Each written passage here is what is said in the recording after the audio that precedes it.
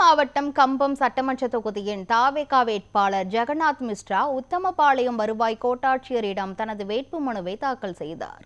தேனி மாவட்டம் கம்பம் சட்டமன்ற தொகுதியில் தாவேகா வேட்பாளர் PLA ஜெகநாத் மிஸ்ரா விசில் சின்னத்தில் போட்டியிடுகிறார். இதற்காக உத்தமபாளையம் பைபாஸ் சாலையில் இருந்து தனது ஆதரவாளர்களுடன் ஊர்வலமாக சென்ற ஜெகநாத் மிஸ்ரா உத்தமபாளையம் வருவாய் கோட்டாட்சியர் அலுவலகத்தில் தனது வேட்புமனுவை தாக்கல் செய்தார். பின்னர் செய்தியாளர்களுக்கு பேட்டியளித்த அவர், கம்பம் சட்டமன்ற தொகுதி மக்களின் அத்தனை அடிப்படை கோரிக்கைகளையும் நிறைவேற்றுவேன் என தெரிவித்தார்.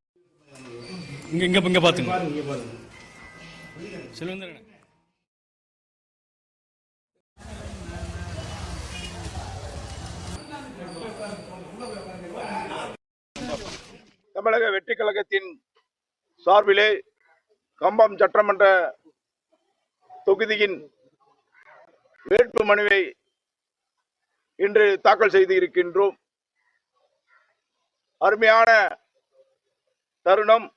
கம்பம் தொகுதி மக்களின் அத்தனை அடிப்படை கோரிக்கைக்கும் அவர்களுடைய உரிமையை பறைசாற்றக்கூடிய வகையிலே கம்பம் தொகுதி மக்களின் பொது வேட்பாளராக வெற்றி வேட்பாளராக கம்பம் சட்டமன்ற தொகுதியிலே போட்டியிட இருக்கின்றேன்.